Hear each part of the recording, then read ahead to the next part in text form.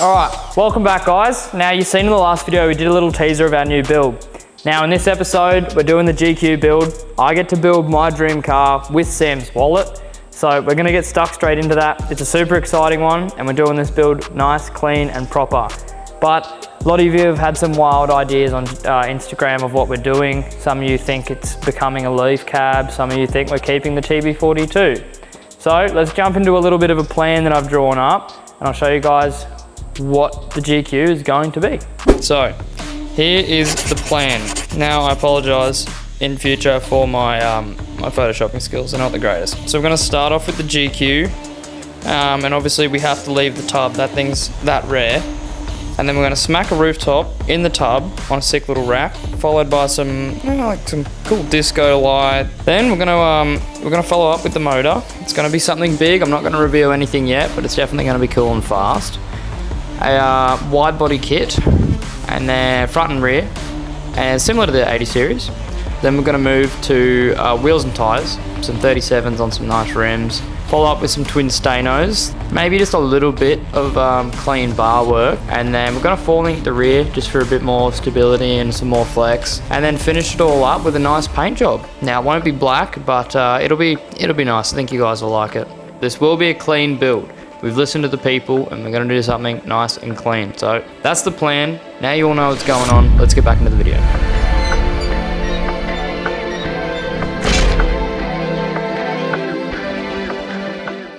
All right, so I've given it a small wash down the back and now we've brought it into the shed to mess up this brand new nice clean floor that we just cleaned yesterday. So the GQs, well, it's technically an MQ, it's a 1980 model, I think.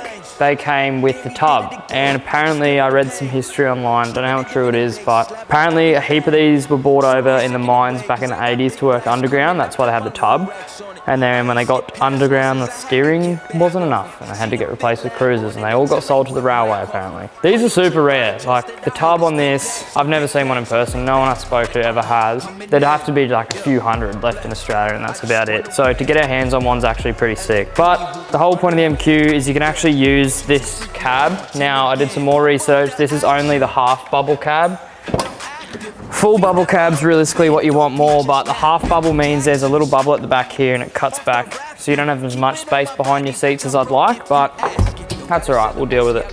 So we're gonna steal the cab because it's in good nick. We're gonna steal the tub because it's in good nick, and that's all we're gonna see from this car. So we're gonna get cracked into ripping off this cab and this tub, and then now we've gotta go find a GQ coil chassis because these will just drop straight on. She's coming in, yeah, flex, I just wanna win, yeah, LABB who we running with, yeah, 2233, I'm on 10 again, okay, alright, coming in, yeah, flex, I just wanna win, yeah, LABB who we running with, yeah, 2233, I'm on 10, yeah.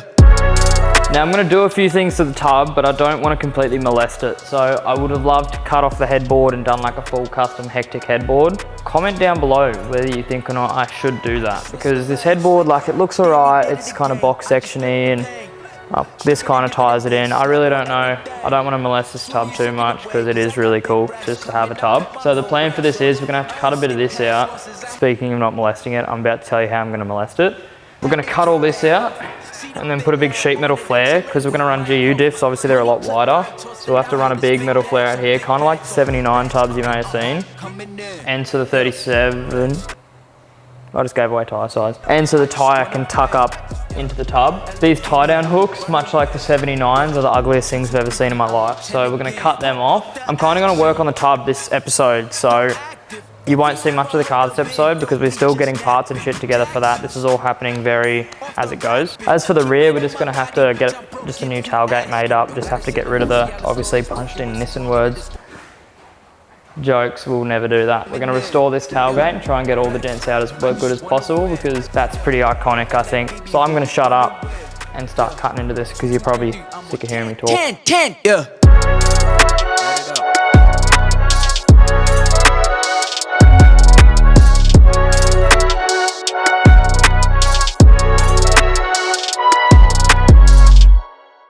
Alrighty, today we're onto the tub. So Mitch ripped that off the car yesterday. Now I've done a ton of bodywork before, but this is bad, and I'll tell you why it's bad. For some reason, well, I know why, it's an old car, both the tailgate and the side of the tub, they don't have an inner skin. So every time someone's put stuff in the back, because she's an old work farm truck, of course, and it's put a ding in the side, it's knocked a heap of dents out, which is the worst type of dent to fix. So today we're gonna try our best to get it close to good, and then we might get a body shop to finish it off, but we'll go through with a hammer and Donnie and just knock all the dents that have come out, punch them back into a divot, and then we can skim it with some filler and try and get it at least flat again. So we really want to keep this. It's one of the OG things and it's a rare thing on this car, so we're not gonna go and like reskin stuff. We're just gonna have to try and fix it up best we can. So today, get it sanded, hopefully get it in primer, cut all these little knobs off, try and get it to look clean. And then obviously the biggest thing is keeping this Nissan in the back. Now, this is like the iconic part of this car. So what I'm gonna do is probably take this off and we will get this sent away to a proper body shop, because there are a lot of little dents, but I don't trust myself to do it good enough to get it straight again. So that'll get sent away, but we can pretty much tackle the rest. So that's what we're gonna get onto today. It's Mitch's favorite job, bodywork. But it's his car, so he's got to do some of it, right?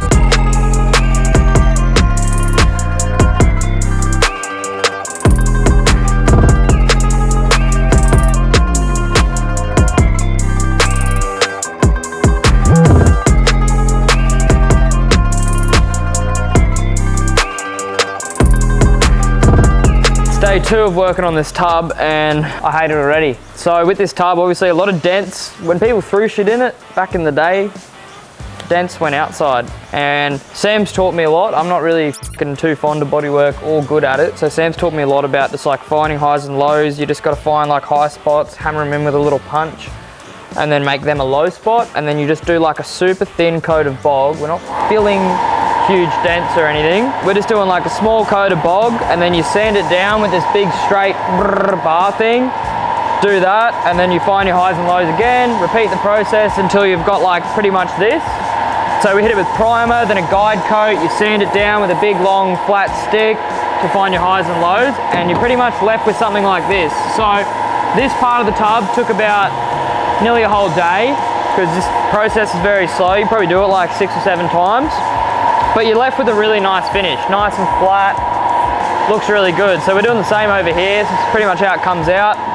Just like a light coat of bog, and you pretty much sand all that back down to nothing. So it's a slow process, but we're getting there. We're getting there, one step at a time.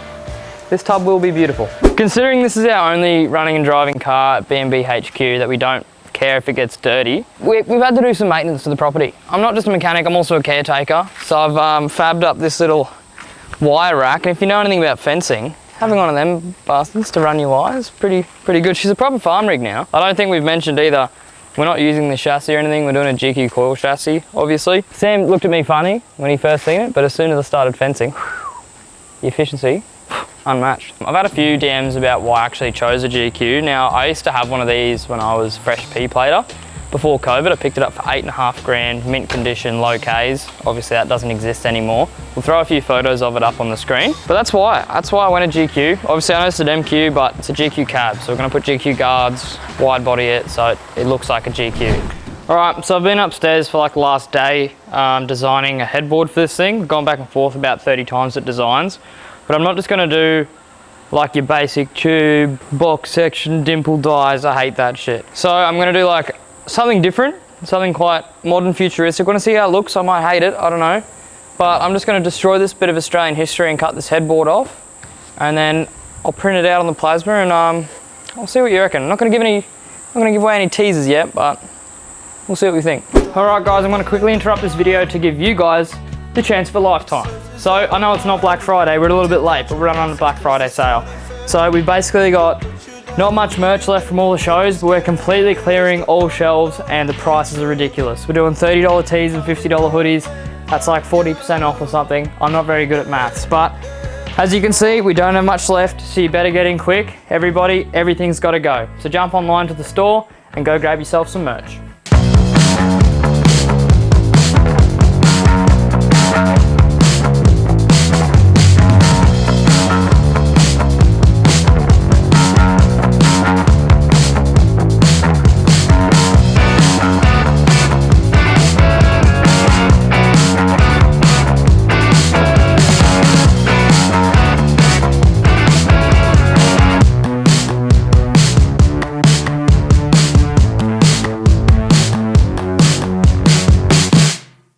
All right, so I'm building a tub rack for the GQ. Now, I really wanted to do like a rooftop down sunk into the tub so it'd look like a hard shell kind of for the tub, but then you literally lose all your space and it deems basically useless.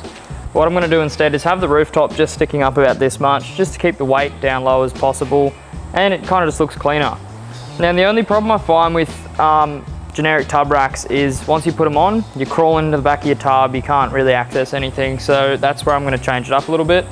I'm gonna build like a tub rack basically on a gas strut so it can come up. I've seen them before, but it's so it can come up and you can actually get into your tub and work around in there, because we're gonna have a little bit going on in the back of the tub. Now what I've done is just went and got some angle line from AJ's Steel and just drilled a few holes in it so we can bolt it to the side of the tub, and then countersunk the heads as well so that the box section frame can come down and sit on this as support. Then we're gonna use this big 17mm drill bit to achieve the countersink for our holes so this sits nice and flush.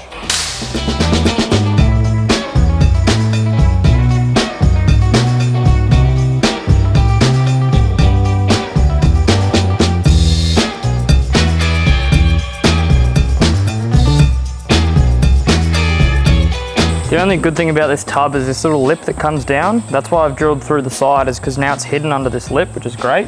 You've really got to look up in there to see it, but it's also really easy to access with a spanner and stuff as well. So I'm gonna bolt these on and this should come up in. All right, now I've gone and cut 2 lengths of 40x40 at 2100. It's only 2mm 40x40 because this doesn't have to be super strong. It's only got to hold a rooftop tent. And as we know, rooftop tents aren't that heavy. That's basically gonna slide in there like that. And then at this end here, this whole tub rack will hinge up and the rooftop will sit flat on top, giving like invisible finish. I think it'll look really good. So it's time to I'm literally gonna clamp this frame in here because it doesn't have to be, it might not be squared, depending on the tub, might be like a few mil out in twist. So I'm gonna clamp the 2, measure the insides, do some crosses as well, then we'll work on our hinge. These are clamped, so now we'll measure across 90 and we'll check the front. If the front's the same, then the tub's pretty square. 1495, so this one's 1490, that one's 1495 at the front. So it's either countersinking might be out on the bolts a little bit to bring it out 5mm. That's all right. Cut 2 lengths, weld them in, frame done.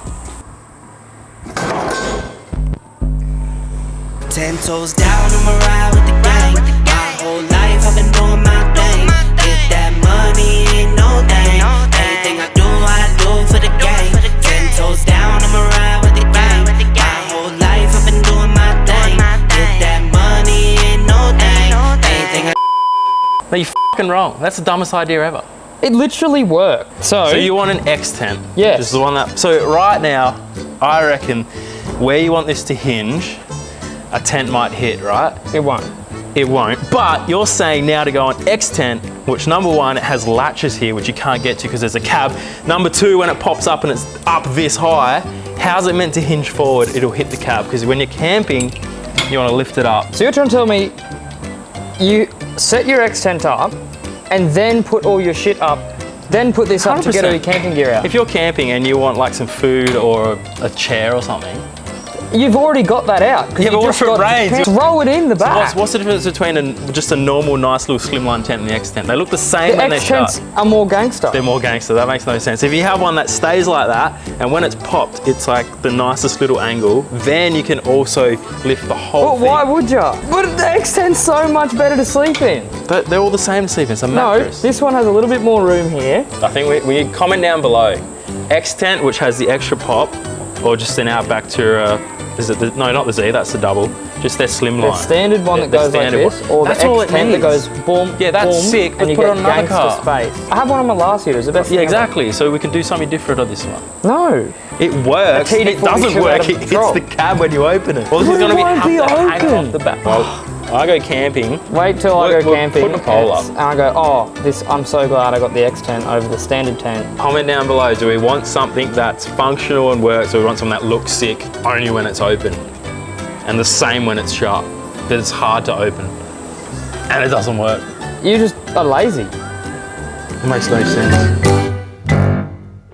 All right, good morning guys. Yesterday I got the hinges on and this morning I came in just to do a little mock-up of the gas strut and kind of got that all measured out and working. So basically, I've just welded on 2 little tabs that have been at 90 degrees, so the gas strut can now work. That's only 1 strut in at the moment, so it's still pretty easy to close. But once we put the second one in, that's when we'll have to sort out the weight of the rooftop tent and see if we need to upgrade them or even run dual struts. Now, if you come over here, here's a little tip for you guys. If you're building stuff on like a floating frame and you're really struggling to keep the box section staying there, just get like a bit of flat bar, put it there and clamp it underneath. That way it's gonna sit flush on there and actually be like perfect. And then you can just clamp them all together. That way it doesn't really move when you're tacking it and welding it out as well. So I'm gonna put in these 2 supports. These are at 609 middle to middle. That's so we can take the rails off the rooftop and have the rooftop sitting flush on this. Despite our little argument with Sam yesterday, we're still going an X tent, so. No. Yes.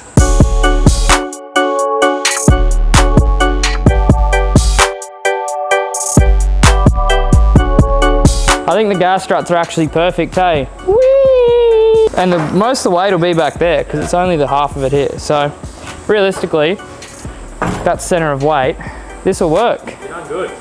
And then we go. You want a job? Get down! Fuck! There we go. This tailgate is still yet to get sent off and professionally finished, but I'm also putting in gas struts so it has soft close and soft open. So when you like unlatch it, open it's like pshh.